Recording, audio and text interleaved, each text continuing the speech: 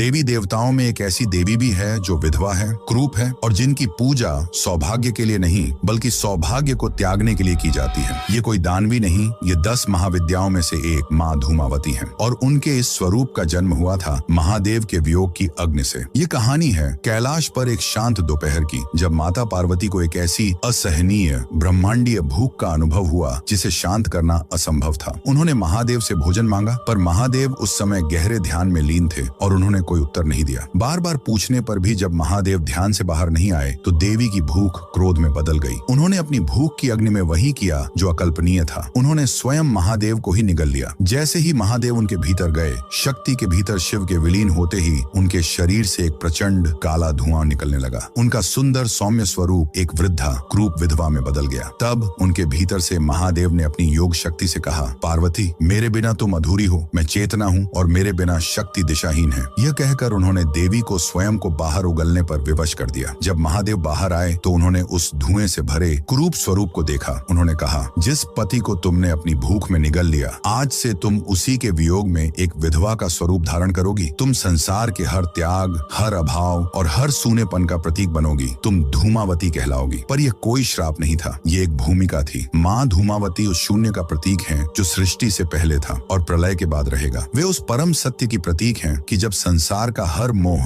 हर बंधन, हर सौंदर्य नष्ट हो जाता है, तब भी चेतना अकेली रह जाती है। वे हमें सिखाती हैं कि सबसे गहरे दुहक और हानि में भी एक दिव्य शक्ति छिपी होती है, वैराग्य की शक्ति। उनकी पूजा धन या सौंदर्य के लिए नहीं बल्कि हर बंधन से मुक्त होने के लिए की जाती है। उस आदि शक्ति के हर स्वरूप के सम्मान में, चाहे वह सौम्य हो या प्रचंड, कमेंट्स में जय माता दी अवश्य लिखें।